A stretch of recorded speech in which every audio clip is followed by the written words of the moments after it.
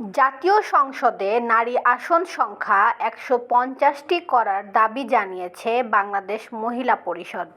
২৩ November শনিবার রাজধানীর আগারগাঁওয়ে নির্বাচন ব্যবস্থা সংস্কার কমিশনের সঙ্গে মতবিনিময় শেষে সাংবাদিকদের একথা বলেন বাংলাদেশ মহিলা পরিষদের সহসভাপতি রেখা চৌধুরী। রেখা চৌধুরী বলেন, নির্বাচনে নারীদের সুযোগ বাড়ানোর বিষয়ে মতামত দিয়েছি। মহিলা পরিষদের পক্ষ থেকে আমরা বলেছি, সংসদে নারী আসনের সংখ্যা বাড়িয়ে ১৫০টি করা হোক। এতে প্রতি ২ আসনের জন্য একটি নারী আসন করা হোক এবং সেখানে সরাসরি নির্বাচন হোক। এই দাবি আমাদের দীর্ঘদিনের।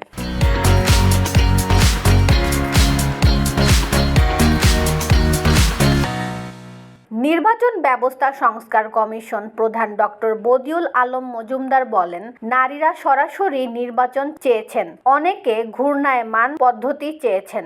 নারী বান্ধব নির্বাচন হতে হবে। ইসি ও ইসি কর্মকর্তাদের ১/৩ নারী হতে হবে। দলীয় কার্যক্রমে নারী ৩৩% নিশ্চিত করতে হবে। এছাড়া নির্বাচনী ব্যয় সংকোচন, নারী আসন ১৫০টি আসন করার জন্য বলেছেন। কেউ কেউ ১০০টি আসনের কথাও বলেছেন।